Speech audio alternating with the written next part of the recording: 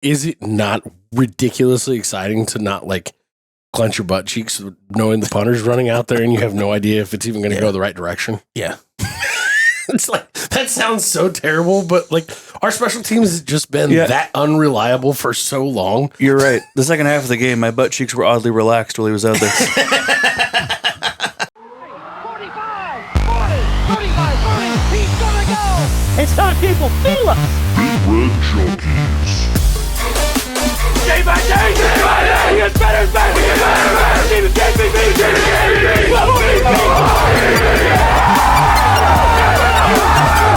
If we die, we die! Man, woman, and child in that. Put him in the aisle. Bring that trophy back to Lincoln!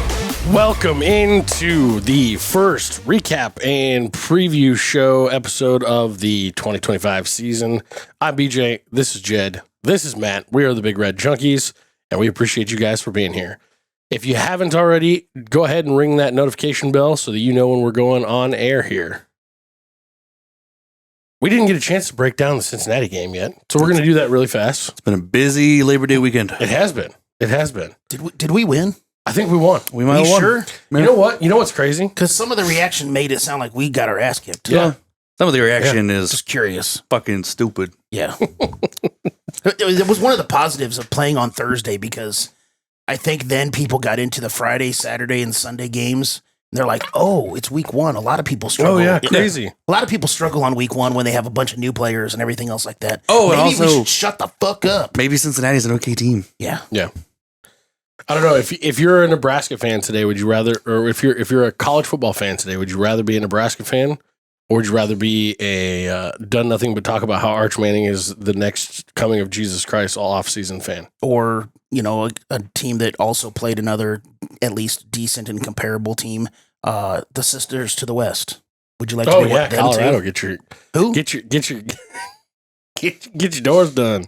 Boy, and their head coach isn't pulling any punches. Little baby back bitch. Yep.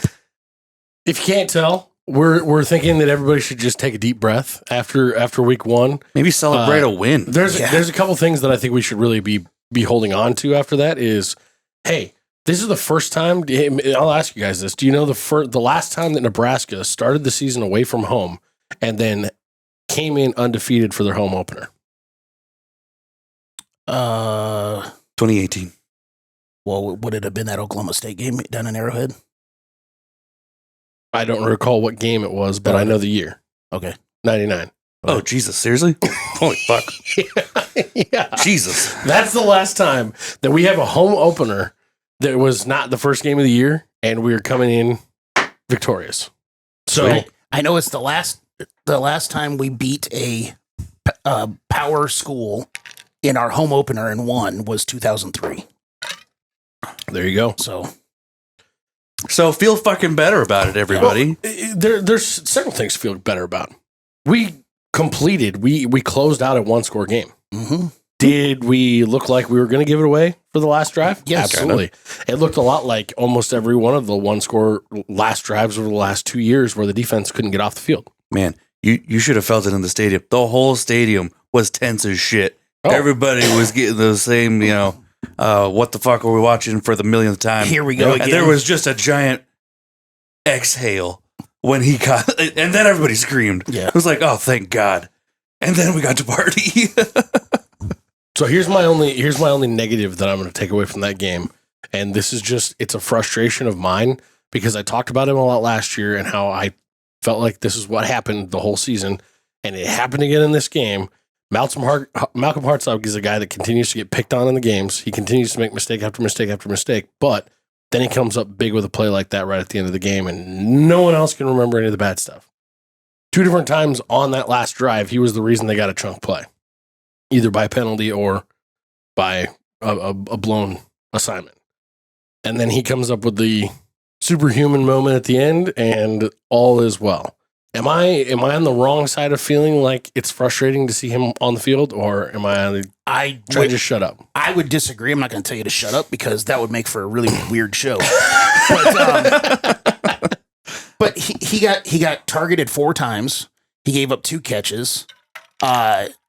he had that one play in the end zone, not just the interception, but the one before that, way before that, where he did get burned, but he caught back up and he broke up the touchdown pass. That's fair.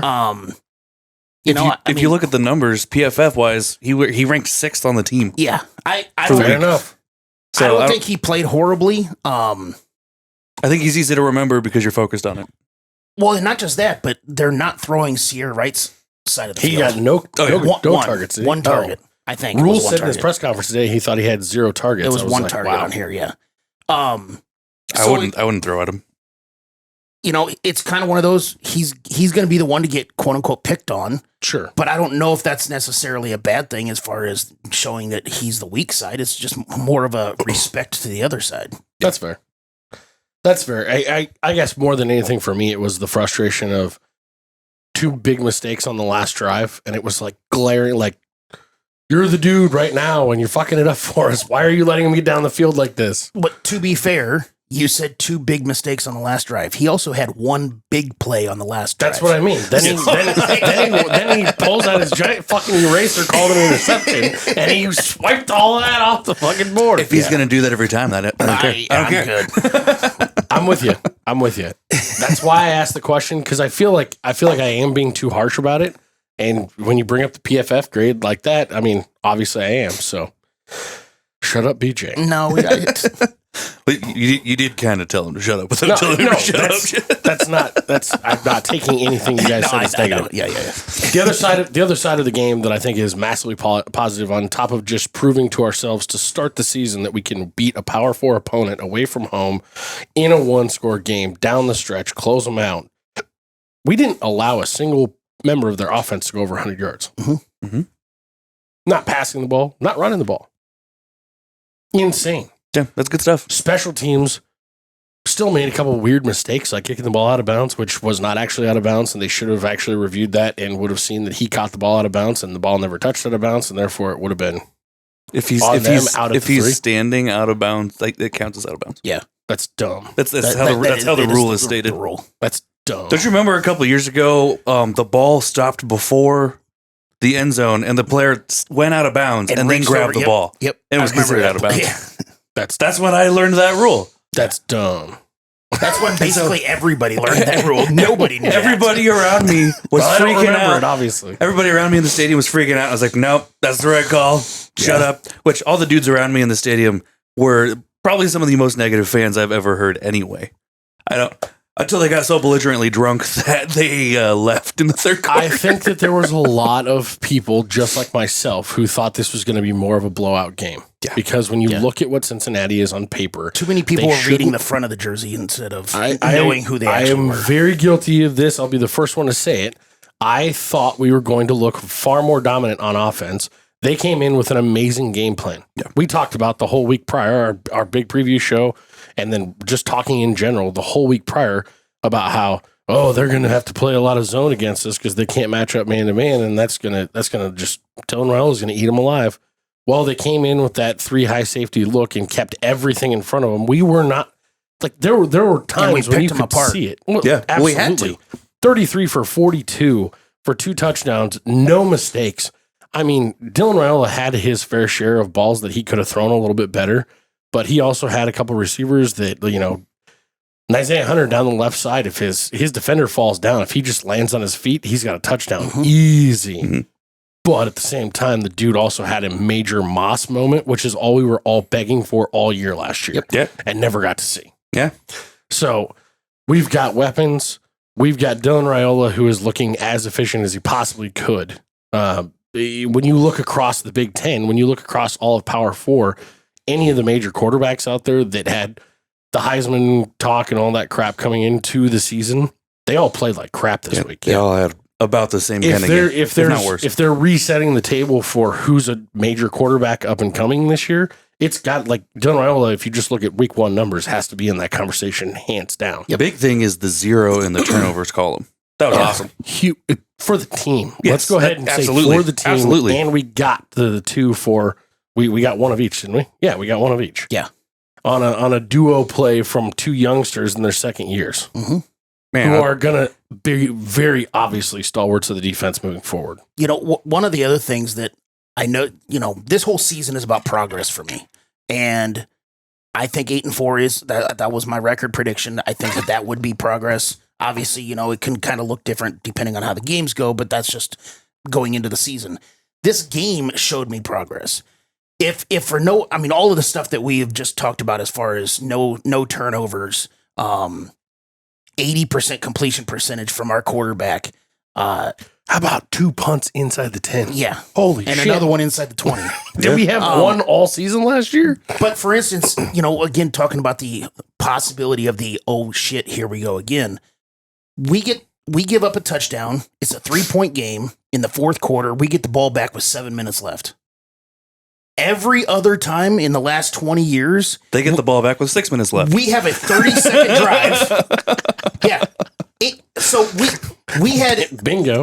granted, we didn't score on that drive we didn't completely salt the clock out, but we had a 5-minute drive, 10 plays. We forced them to use all 3 of their timeouts. And Which made them throw the ball downfield. exactly. Made them get uncomfortable. It made them have to speed everything up with no timeouts and do what they don't do well, and that's throw the ball. Yeah. And it put them in a position to basically kind of panic and allow our defense to do what they needed to do. Yeah. That's progress. Absolutely. That doesn't happen in previous years. We are getting better. And again, to have people react to that game, again, was it perfect? Hell no. The fact that we didn't have any sacks, it's kind of one of those, that sucks, but he was a very mobile quarterback. We talked about that in our preview show about how much of a mobile quarterback he was. We all said that's why we're not going to get to the sack number. Not to mention our defensive line as a unit looks like it has a lot of things to work on right now. Yeah. The rush defense was not great. There's absolutely that. What I will say is their offensive line looked a lot better than expected. They look clean. I agree. They look like a well-run They unit. looked like a good unit, even though it's a hodgepodge mishmash. If you really look at our offensive line, it's the same type of way. Technically it is, yeah. Well, We have 2 of our 5 guys are coming in, yes, with Power 5 experience from big programs, but at the same time, it's not like they're all having all 5 played together last year. Yeah. Cincinnati's defensive line is probably the 3rd best defensive line we'll play all year. That's a big statement. 3rd or 4th. And that all depends on what Michigan actually ends up looking like. Yeah. They're not going to be better than Penn State, but they very easily could be the 2nd best D-line that we play. Yeah. Corleone is a bona fide top He's a freak. 40 pick in the NFL draft. Yeah. You don't see D tackles like true nose guards like that go very high, but he's a game wrecker type dude. Mm-hmm. Let's buzz through the questions really quick. All right. And then we'll get off of this one because we got other shit to talk about. Oh, we got Akron to talk about. Yeah, Yeah. let's keep talking about the last game. Jesus. Hey, zip it. Yeah, no shit. Question 1 was Dylan Rhule passing yards 299.5. Obviously, he went under at 243, which was kind of funny. After we did our show a couple days later, I texted you guys that I heard FanDuel had their over-under passing yards for Rhule at 247. And it was like, he almost had exactly that. He had 243. Then I put my foot in my mouth at my office and told everybody that was the lock bet of the week to go over on that. I was the only one to take the under on that one. Carries by running backs not named Emmett, 11.5. There was only 2, one for Mosey and one for Nelson. BJ, you were the only one to take the under. Sacks by Nebraska's defense. So hold on real quick before we move on from that one. I don't know if you guys caught Rhule's presser today. I did. For those of you that are watching right now, it's Monday night. Rhule was asked about how there was nobody behind Emmett for this game. This is how I took the way he responded and also the way that the game played. Dana was looking at that. Dana was in charge of deciding who was going to get those snaps. Dana was saying, hey, Emmett's got a chance to really go here. He's feeling it. I can see him. And he seemed to be growing in strength and growing in confidence as the game went on. Dana was also looking at the next 2 games going, I'm not going to burn him out too bad because I can give him basically half a game off the next 2 weeks. Yeah. We can give him 40 plus or 30 plus touches and we'll be okay. Yep. Is that how you guys kind of took that? And based on the way I don't know about the too? second half of that. I don't think he's looking ahead that much as far as being able to give him some time off for the next 2 games.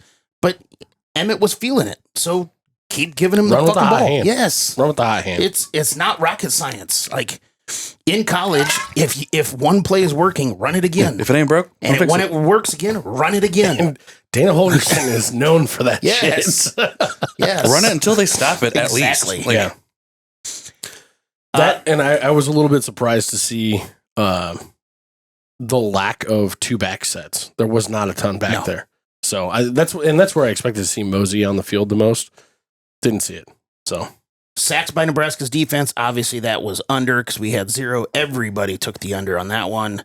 Nebraska takeaways 1.5. We got 2. Everybody took the over. Who will have more rushing touchdowns? Cincinnati or Nebraska or push? Obviously, it was Cincinnati because they had 2. Nebraska had 0. BJ, you were the only one to take Cincinnati. Longest play from scrimmage for Nebraska, 39.5 yards. It was 24. Matt and myself took the under. Total punt return yards, 25.5. They only had 3 yards. Matt, of course, you took the under. And field goals made by Nebraska, 1.5. We were 2 of 2, one of them over 50. Matt, myself, and the fans all took the over. I don't know if you could see it on TV. That just kind of squeaked through there. He had maybe an extra 4 feet. Yeah. BJ, you went 4 and 4. Matt and myself went 5 and 3. The fans went 3 and 5. I did want to shout out two people on the YouTube comments put in their picks. PDX Corgi Dad went 4 and 4, and Scott Gurton 1398. Scott. He went 2 of 6. Scott, So- if I'm not mistaken, Scott was my dad's college roommate. Okay. Hey, there you go. Little fun fact for you. Howdy, Scott. Well, he did terrible. He went 2 of 6. You better do better next time. You better do better next time, Scott. I think he was the one that also took over on everything. Like Oh, it was well. either over or Nebraska. He was feeling it. He was hearing my, that's he was hearing fine. my That's 42 fine. to That's- 17 He was- wager. That's what he was feeling. You're listening to BJ too much, Scott. Too much. Also, really quick, before we move on from Cincinnati, I think we, as a fan group, owe the Cincinnati band a slight apology for what we did to them at their home game. For those who weren't at the game, they apparently play their school song, and then they play the national anthem. And the entire school song, you couldn't hear a single note because all it was Go Big Red in the entire stadium. Oh my God. 70,000 Go Big Red. As soon as, because they asked everybody to stand up, and then as soon as everybody realized this isn't the fucking national anthem, from then on, I couldn't hear a single note played. If anybody has a video of this, I need to see this. It was I did not get to see so this. fucking funny. And I felt so bad. They had to stop playing. I assume they normally just go into the national anthem. They had to stop playing, and the announcer would be like, "Okay, let's do the national anthem now." It was. I felt so bad for those kids because I'm sure they were playing as loud as they could, and nobody heard a fucking note. And from what I understand, from just an overall production standpoint, I guess the Chiefs found out like week of that from a graphics stand, like all their graphics on their video boards and stuff like that, because people were bitching about how you couldn't it was taking forever to find stats on the video boards in the stadium and stuff. Apparently, the NFL told them last minute, like, "Hey, you're not allowed to use any of our graphic material, which is NFL property." That makes sense. All that stuff. So Yeah, both of their big screens were useless the entire game. well, and apparently, so apparently Cincinnati, they didn't even travel their stats team. So Nebraska found out last minute they had to travel their stats team and do all the stats keeping for the game. And it sounded like there was a lot of back end stuff that just didn't get taken care of. It was a little difficult to understand what exactly was going on. And it makes sense now that you say that about the graphics, because it was literally just a red bar with white letters for It's the probably entire last scoreboard. minute shit. It's not like doing a podcast where you can just make it up on whatever. Yeah, and no, then it's a little more slap it complicated up than that. there. There's some programming involved in all that stuff. That makes a lot of sense now that you mention it, and I hadn't thought about that. I was one of the fans that was annoyed by how it was put together. What the fuck is this? I was like, this is embarrassing, guys, but that makes Makes me want to come to a Kansas City Chiefs game. Yeah, sure. It's almost as if the Chiefs organization is a bunch of fuckheads. Fuck those dudes. Oh boy. All right, that's a good way to end Cincinnati. We can move on now. We are rolling on to the Akron Zips. Get excited, guys. Zipping it. Get excited. I'm going to go ahead and call my shot right now and tell you that I think we're going to be 2-0 rolling into Houston Christian next week. No way. Slight chance. Yeah, let's get into it. Let's hear what's about the offense there, Mr. Matthew. Yeah, we can get into the offense. We'll start with their returning. All right, that's enough about their offense. Oh no! You know what? That's good.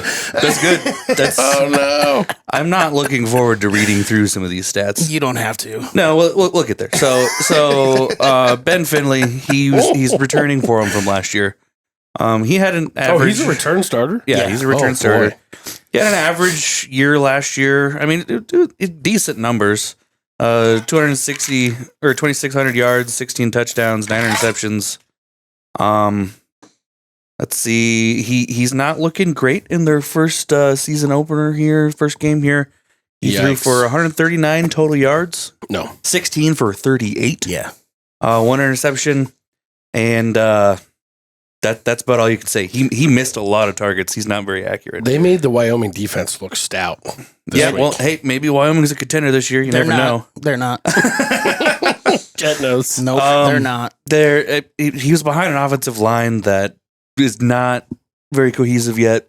They brought in a lot of new guys in. Their running back is by committee, and it's all transfers in from failed first places. They do have a redshirt freshman running back who led the team in receptions this last week, Sean Patrick, who will probably be on a Power 4 team next year with an NIL deal. He's really good. He's small, but he's really good. He's a running back, and he led the team in receiving with 47 total yards. Yes. 4 receptions. Yeah. I mean, he only had 16 completions. That's not that many to spread around. Yeah. Yeah. I mean, the only other guy that they really look at is Alex Adams, who is a former LSU guy who got injured and transferred out. And so he's kind of coming back. And then their tight end, Jake Newell. I don't know much about him. He didn't do much last week. No, there really isn't. Nobody did much last week. It doesn't look like. The only other real thing to call out is that they only have 2 starters on their offensive line. Everybody else it's their first time. So. Yeah. Okay. I don't really have much for the defense either because they only have 2 starters returning on defense. Holy buckets! This is a whole new team. But this is the thing with these group of 5 schools or 6 or however many fucking ones there are. It's everybody leaves and goes. It's basically their feeding grounds for the Power 4 schools. If you're good, you got it. Exactly.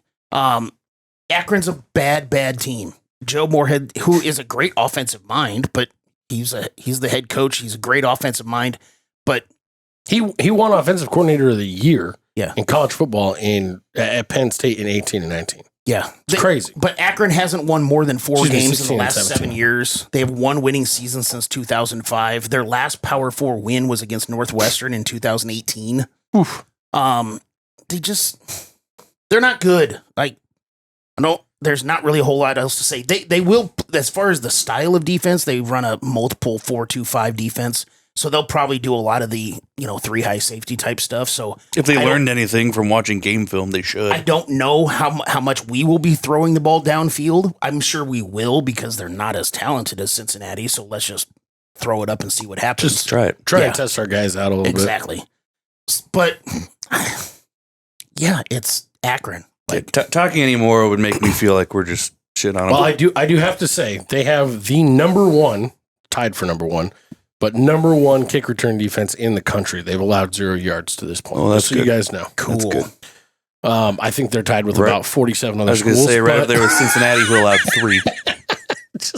Just wanted to throw that out there. You were doing nothing but negatives, guys. I'm trying to bring them up a little bit. You're doing great.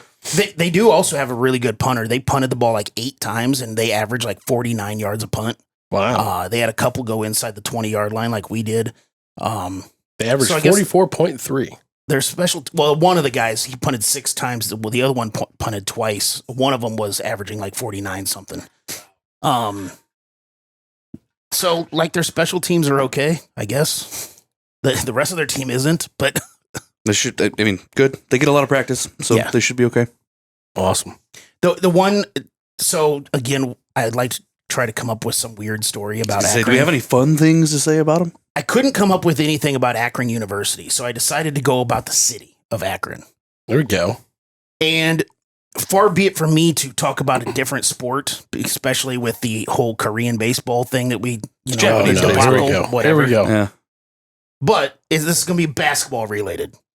So from 1937 and 1941, Akron actually had 2 professional basketball teams in the National Basketball League. One of them was the Akron Firestone Non-Skids. I just love that nickname. The Non-Skids. They're tire. No, I got it. Firestone. Yeah, for sure. No doubt. So they had Fierce warrior, the non-skid. I just wanted to bring up 2 players that were on the non-skids. They actually won 2 titles in those 4 years that they were in the league. Were these the only 2 teams in the league? There was like 6. Oh, okay, good. But one of the guys, his name was Howard Soup Cable. He is the first known high schooler to go straight to the pros. Proud of him. It's like, that's kind of weird that 1930 something had a guy that went straight from high school to the pros. He's the first one. 1930 something, ahead of its time. Yeah. Far ahead of its time. And one of his teammates on the non-skids was Chuck Taylor of the Shoes. Well, this is just turning into a very, connections, third, fourth degree connections thing.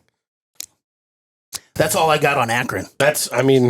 There's interesting things to be had. And by the way, you can find T-shirts of the non-skids if you want to go find and buy a non-skid T-shirt. Well, I don't like wearing T-shirts that I have to explain to people. hopefully they can't say that about their drawers when they're leaving Lincoln after after Saturday. That's a gross comment. I don't like to apologize, guys. Do you like chicken? Do you like the world's best chicken? I happen to love chicken, and I'm here to tell you, Trax Lounge in Omaha has the world's best chicken, and that's a scientific fact. Actually, ever since 1965, Trax has been proudly serving the world's best chicken right here in Omaha at their original location just north of Center on 1506 South 60th Street. But honestly, their chicken is so good, they've officially flown the coop and opened a second brand new location out in West Omaha on 18111 Hugh Street. Do you like your taste buds? You want to treat them right? Get over to Trax today and get some of the world's best chicken. If you really like your taste buds, get the hot buffalo mixed with garlic parm.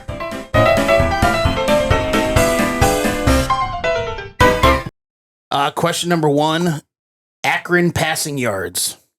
99.5. Do they get to 100? We only allowed 69. Nice.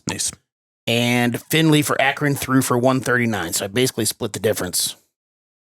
I hate to tell you, across Jed. the country, 20 teams held their opponents to under 100 passing yards in game 1. It was really not a good quarterback week. No. Week 1 was just not good. Yeah, just ask Texas. Yeah, no shit. I think you have this number a little high. I'm going to take the under. You do, huh? The only way that I see them getting over 100 is if there's a blown play, which is possible. Or if it's that they literally have to throw the ball every play because they're already down 40 points. Even if they do. Yeah. Even if they do. Yeah, the way that I'm looking at this is that I think that our secondary is good. I don't think that it's going to hold everybody under 100 yards. Like we're not flip-flopping. We're not trading our rush defense the last 2 seasons for all of a sudden being a top 4 or 5 unit in pass coverage this year. I didn't say everybody. I said Akron. No, I get that. Maybe we will because of this simple fact in math, and because they're going to be coming to try and, this is their Super Bowl of the season. This is their big payday. This is going to be a big game for them. I do think they're going to go over 100 yards. Might not be by much. Might be 1 yard, but I think they're going to go over 100. Yeah, I kind of just think that they're going to have to throw the ball like over and over again the entire second half. So I know that Finley was only 3.7 yards per attempt. So it'll take a lot of throws to get to 100 at 3.7. But I'm not afraid of it, though. He threw it 38 times in a I'm going to go shutout game. Slightly over as well. I also think you're going to see a big mix of guys in the back end this week. Yeah.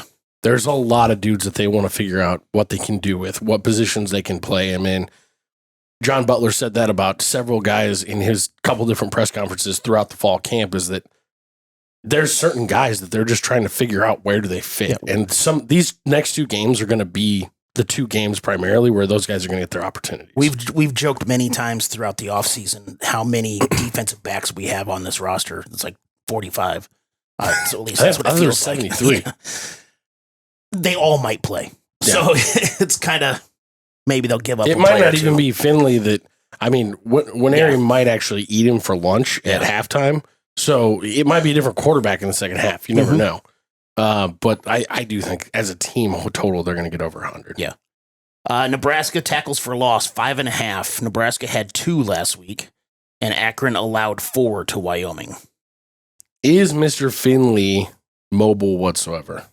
He's not a statue, but he's definitely not Sorsby. Okay. I felt like Sorsby was extremely athletic for like he reminded me actually a lot of like Adrian Martinez almost, without as good of an arm. Yeah, before all the sacks last year, he ran for like 280 total yards. So he will run. Yeah. But it's just not his main go-to. Oh, he's been there for a long time. Yeah. It's the first time Akron has had a returning starter in like 9 years. That is, yeah. It doesn't make me feel good about him. I got to be honest. No. Yeah. Because he should be somewhere else. Yeah. No, I'm tackles for loss 6, 5.5. Yeah, I'm going over. I'm going over as well. That's okay. It's going to be a get right game for Elijah Judy. It's going to be a get right game for Riley Van Poppel, who I thought really didn't play very well. Like Judy is going to be who Judy is. I don't think anybody's expecting amazingness from him this year, but I think Riley Van Poppel I expected to see a lot more out of than what we saw against Cincinnati. I would agree. also at only 3.7 yards as an average. They might throw the ball behind the line of scrimmage and still lose yards. That's true. We could definitely That's true. see some, all sorts of weird plays from them this week. I'm definitely going to go with the over also. Question 3, Emmett Johnson yards per carry, 5.2. He averaged 4.3 this last game. That's a good number. Akron allowed 4.2 against Wyoming. Emmett Johnson was 5.1 all of last year. I like the number. I'm going under. Okay. I think Emmett Johnson is a 4-5 guy. Like that's just going to kind of be his bag. Because we're talking about rushing attempts, right? Yards per carry. Yards per carry, which is rushing attempt. It's not yards per play. Got it. Yep. Yeah, that's what I think. I mean, you said he was a 4-5 guy. He was 5-1 last year. No, I get that. I'm saying with a full season of actual full-time use. I get it. I would like to see what his numbers look like in the last 3 games with Dana Holgerson. They were last 4 games. They were 5. Were they? It was roughly 5 because it was like 7 point something. The 2 of them were 5, and then the other one was like 3.9. So gotcha. Again, basically 5. Yeah, I think if he's going to have a bigger week, it's going to be this week and next week. So I'm going to take the over on this one. Okay. I can see him in the 6-ish, 7-ish range somewhere. Well, you guys might have just convinced me. Fine, I'll take the over. God damn it.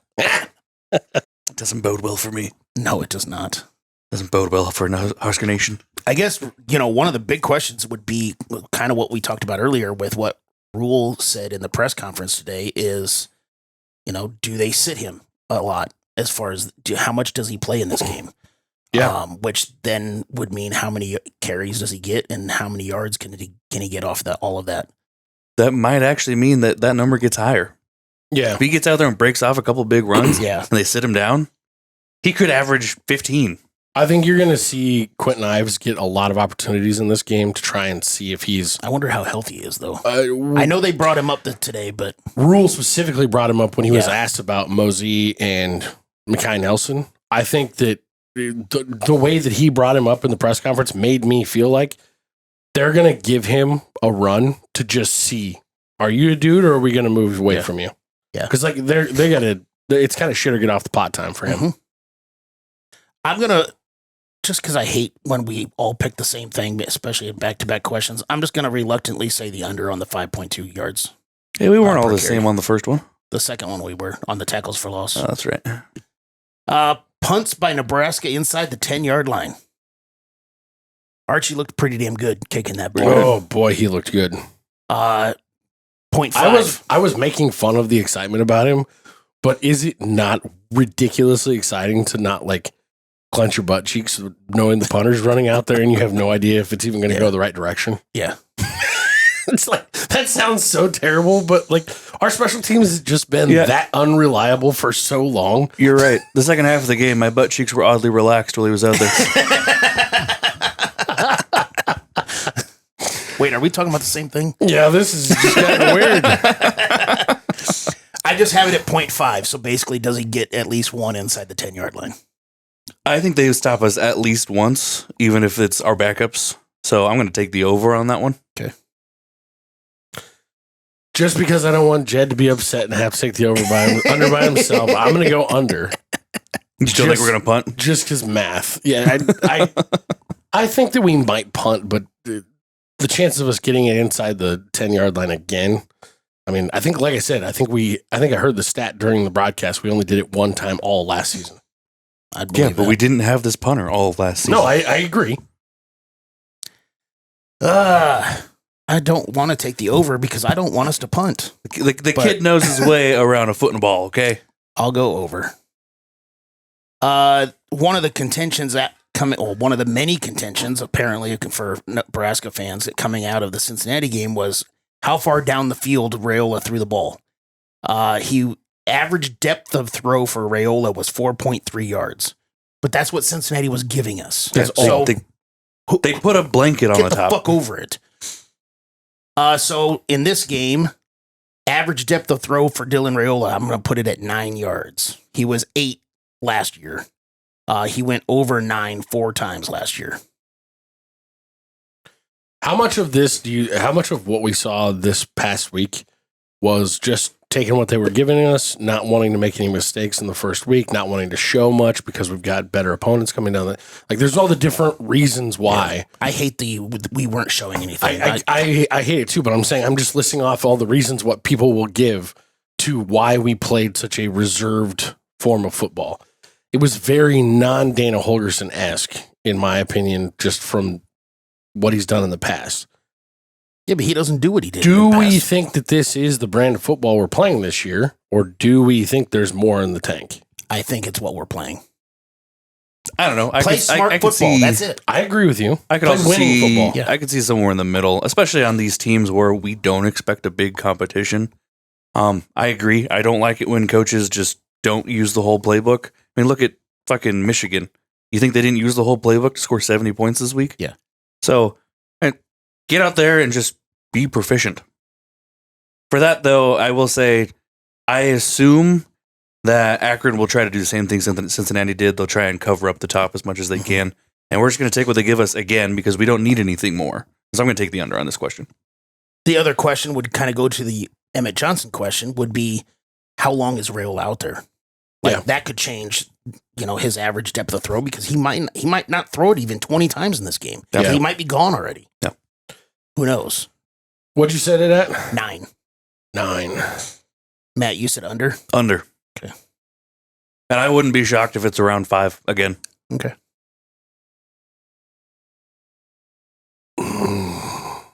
Before you answer, BJ, I'm going to go with the under as well. But I think he's going to get to his 8 because he was 8 last year. And that wouldn't shock me I'm either. going to go ahead and go over because I do think that they're going to show that we can air it out and we have the opportunity to air it out a couple times. And if he throws a couple 30 or 40 balls, if he throws, let's say 6 of them, that right there is an extra basically 3 on your average. Especially if he's only throwing 20-25. Yeah. Yeah. And I do see, oh man, some of the stuff Lindenmeyer was showing, like Lindenmeyer looked like a sweet feet bowling. I think I sent in a text, sweet feet bowling ball out there. You look like a bull carrying a football. He's going to get more and more opportunity as this season rolls on. And especially with the loss of Bonner, I think you're also going to see Carter Nelson, who's going to help stretch the field from the tight end position a little bit more too. So I'm going to go over just because. So Jed doesn't feel like we're all on the same side. I picked before you anyway. We don't need the picnic bench tipping over. Between these 4 guys, who will have more tackles? Singleton, Winery, Andrew Marshall, or Javin Wright? Those were the top 4 tacklers. Marquise Buford also tied for the top tacklers. But I kind of wanted to have at least one person from each level of the defense, and then I took the second defensive back. So, Man, I think it could be any four. I think it could be any of those guys. I'm just going to take Nwaneri because I think he is going to have a big game. okay. Can I please go off your list? No. Between these four guys, Well, I didn't say who's going to okay. lead the team. You can tell us who you pick. I'm going to tell you right now that I think Vincent Shavers should be on this list because I thought Vincent He was- Shavers was he our was best just defensive behind player these on guys. the field. I got you. That's I feel like he was the best defensive player on the field. According to against Pro Cincinnati. Football Focus, he was the best player on the field for the team. Well, there we go.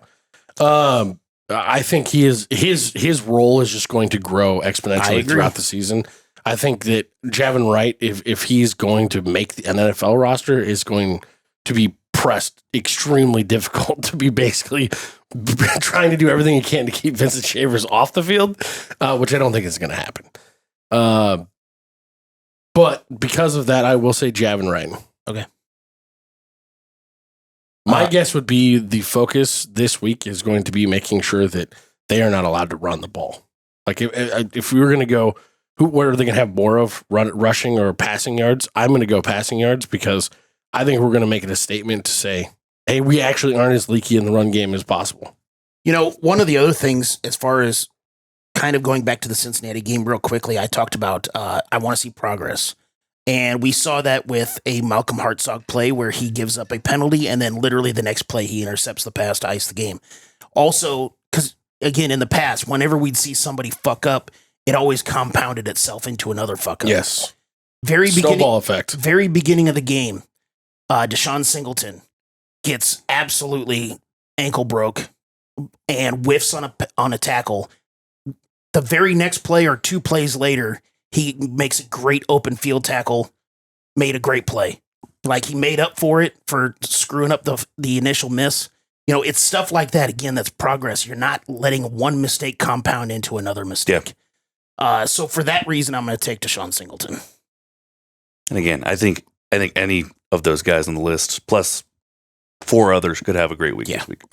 I will say this too. Nwaneri looked like a game wrecker. Mm-hmm. That's why I was between him and Vincent Shavers on the field, those two dudes, like that's a headliner of a top tier defense. Like those are NFL bodies, those are NFL guys. That's And I know he's exciting. I know it's just one game, and obviously he's a year older.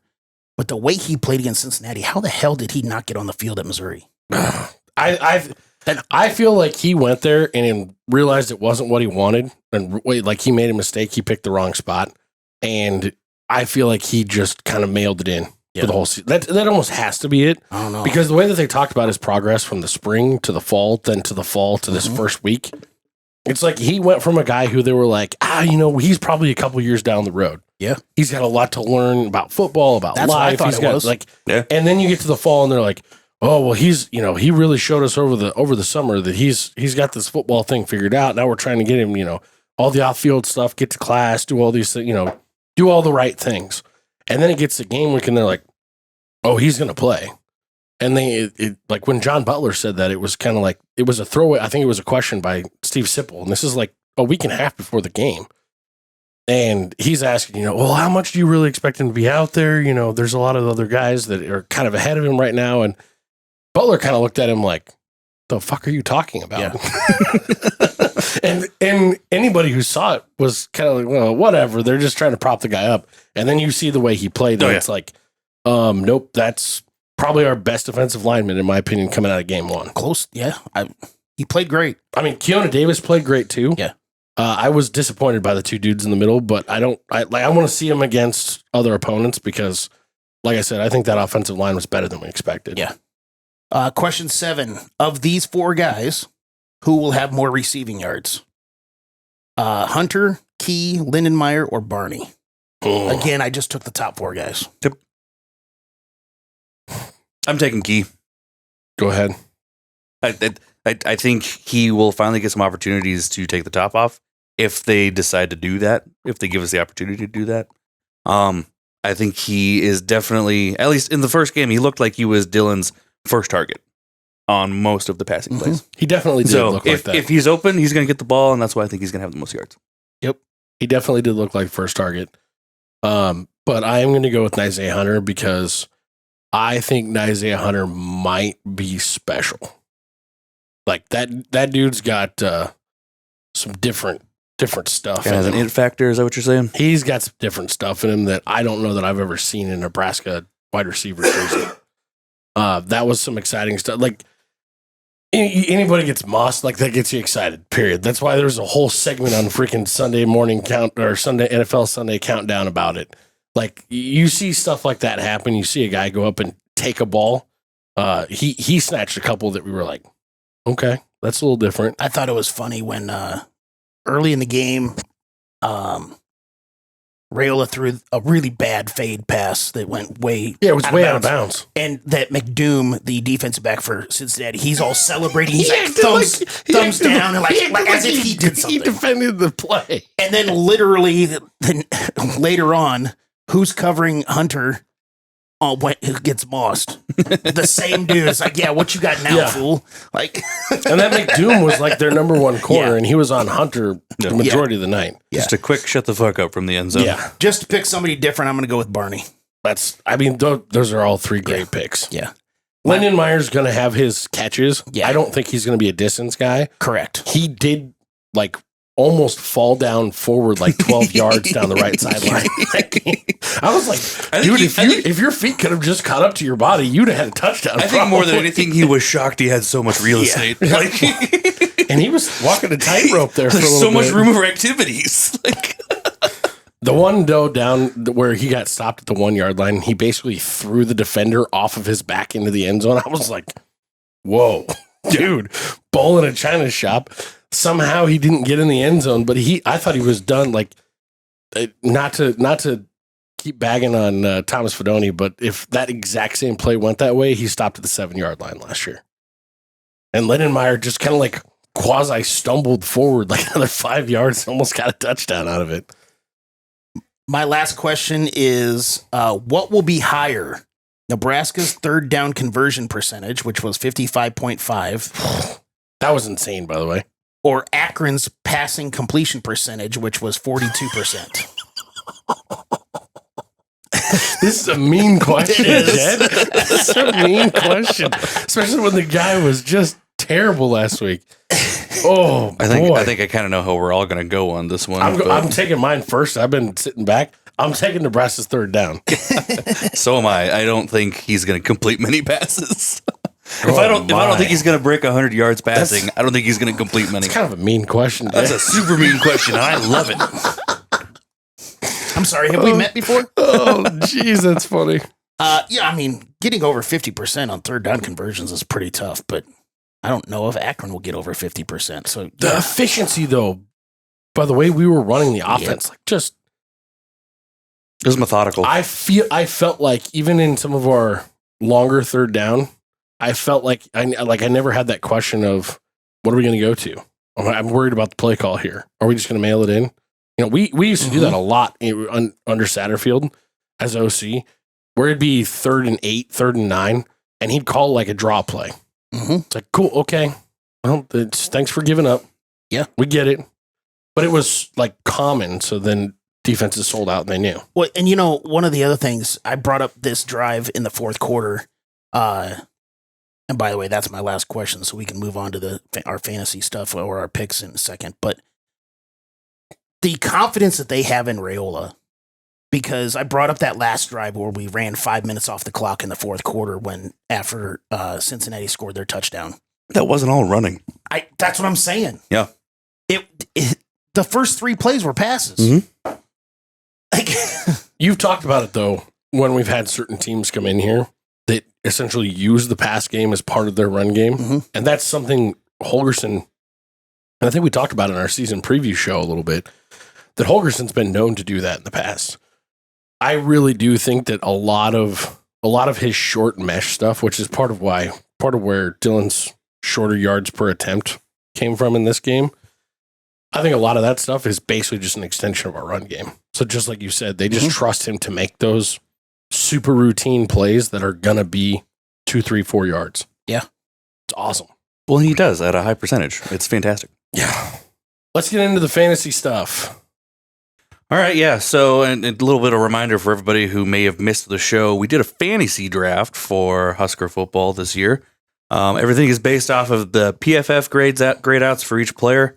Really, only two rules are you have to be in for at least 10 snaps and no special teams. Which ideally, unless we're doing poorly, you shouldn't see a bunch of special teams player on there anyway. So these are the rules. Them's the rules. I'll just start out with kind of the totals for the week for each of us, and then we can kind of get into some of the initial breakdown.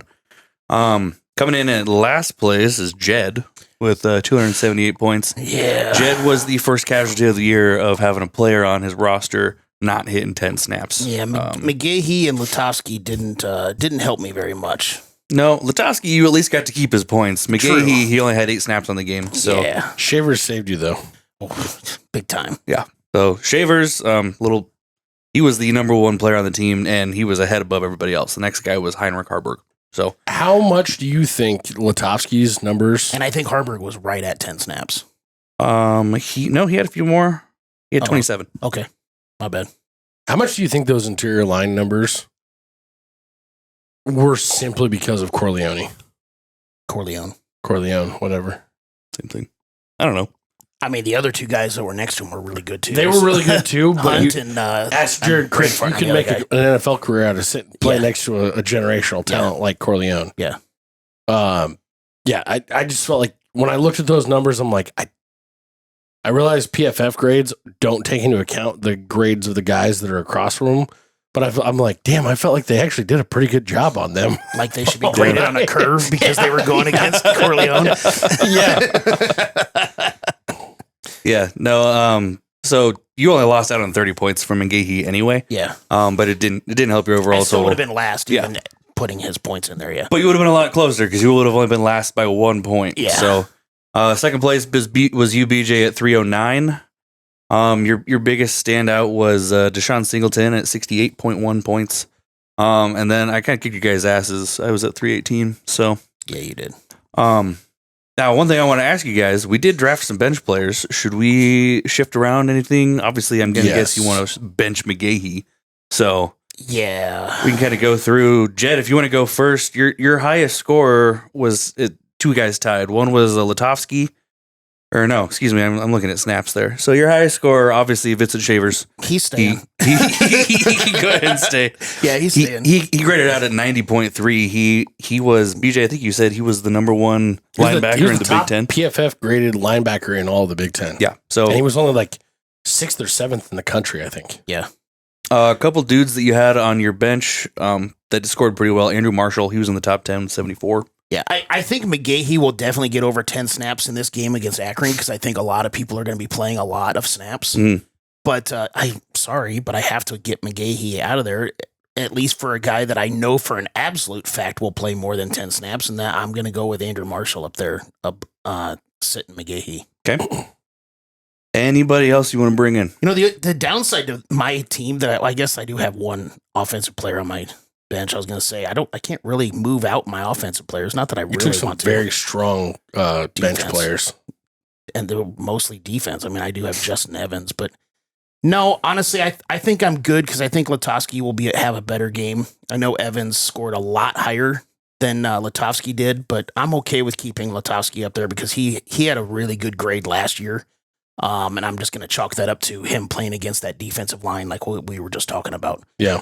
So I think the only guy I'm going to move out is McGahee for Andrew Marshall. Okay, sounds good. BJ, on your side, your highest score, like I said, Deshaun Singleton, you had one dude in the 50s. That was Marquise Watson-Trent. Yeah, I'm going to swap Deshaun McCullough and Marquise Watson-Trent. I think Watson-Trent, the further the season goes along, unless there's a major injury, the less snaps he's probably going to see on the field. That could be. Against a non-Big Ten opponent, his size showed up. I was kind of surprised by that a little bit, weren't you? I mean, a little bit. They were moving guys in and out so much that, I mean, Shavers had 29 snaps. Watson-Trent had 25. Yeah. I kind of think that those linebackers are going to have, the 20 to 30 snaps, and they're all just going to be cycled in and out. We also didn't possible. take that many plays on defense. No, True. We doubled up their time of possession in the game last week. Yeah. So that's the only one you want to change is Deshaun McCullough? Yeah. Okay. Yeah, I think he's going to get stronger as the season goes on. As for me, I somehow had 2 of the top 10 players sitting on my bench, Marquise Buford and Heinrich Harburg. So I'm going to pull both of them up this week. Unfortunately, I'm going to have to sit Riley Van Poppel. He was my lowest graded player out at 54. I can't believe he only had 20 snaps this week. I figured he'd have a bit more in the game. Yeah, I did too. I'm going to sit him, and I'm also going to sit Cam Lenhart. So those are the 2. I did want to point out real quick, Cam Lenhart had 2 snaps on offense. Yeah. He was in at fullback for 2 plays on offense. I remembered one of them, but I don't remember the other one. Yeah. They're doing what they can to get him on the field. Yeah. There's just some extremely freakish talent that also happens to play his same position. Yeah. I also do want to give a shout out before we jump off of this. If we were doing add or drops, Teddy Prohaska would be getting picked up by me this week. Yeah. Yeah. I thought he played really, really well. If that dude stays healthy, I think he's going to be absolutely a lock to be a good 2-year starter for us and be off in the NFL. He has way too much size to be able to be held back. if Just he has to stays stay healthy. Yep. Well, I mean, that's the story of his entire career. He just has Yeah. to stay healthy. God. Yeah. Yep. If I could drop Elijah Judy, I'd be adding him. Which, that's a good reminder. We will do an ad drop during the bye week. Yep. So, Yes. only a few weeks. And that should give us a better idea of kind of where folks are going to grade out, especially after that Michigan game. So, Yep. Yes. more to come on this one. It's kind of fun. We'll put up some of this stuff online, I think. And we can go from there. For our final predictions, we have Nebraska at home, season opener, 6:30 on BTN, Akron. The weather is going to be absolutely picture perfect, it looks like. 68, maybe partially overcast, but it should be a really, really nice night down in Lincoln. Maybe get a little chilly by the end of the game. But if the drinks are flowing for the first time ever in Memorial Stadium, beer will be sold. Apparently, you have to take out a second mortgage to buy it, but Cannot be any worse than it was at the game. no, at I think Arrowhead. it's 10 or 11 bucks. It's It's not it that was bad. $20 a beer in Arrowhead. Oh It my was God. ridiculous. Holy cow. ESPN's analytics are not treating the Zips very kindly. They give them a 3.6% chance of winning this game. That's such a little number. It's such a little number. It's little guy. It's just a little guy. I think it's about average size. 3.6. Save the segment. Wow. The number that I think is absolutely crazy in this game is the over-under opened and is still currently set at 47.5. They must be anticipating Nebraska just going to sleep at halftime. Yeah. I'm not really sure why this is set like this, especially when you look at the spread being 34.5. I think it's because they watched Akron play offense last week. Well, that could be. And Wyoming didn't. It's not like it was 10-0. It's not like Wyoming went nuts on them. No. I think we're going to see some more explosiveness from our offense because that's all they're going to hear about all week is how it lacked explosiveness and lacked anything exciting. I think we're going to get a show under the lights at Memorial Stadium. Yeah, there will be a light show. Yeah, there will be a light show. Rhule confirmed it. Rhule made a big deal about that. Actually, He's like, there better be a light show. The first year, I was like, "Don't watch the light show. Don't pay attention to it. We need to focus on football." And then I'm like, "No, don't watch the light show. This is too cool. You got to do it." Jed, what are you taking of this game? Zip. That's what I take from this game. Zip. Exactly. Akron. They are not good. They have exactly that for a chance to even compete in this game. Zip. And They have 3.6%. no, it's zip. They might get 3 points.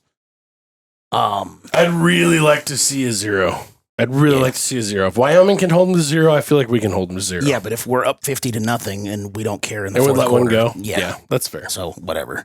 I'd like to see a 0 at halftime. I'll Yes. put it Oh, that way. absolutely. As far as the end of the game, don't really care. No, we're gonna kill them. It's gonna be not good.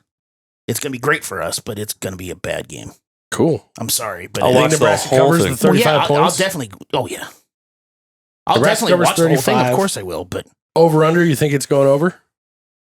yeah, I feel like it's going to go over, Yeah. and I feel like when you're watching Michigan put up, like you said, 70 or 72 this week, whatever that I think it was. was 69. Yeah, whatever it was. Nice. You're seeing some of the it's okay to score a bunch of points on the little guys again, come back. And I think we need to do that this week.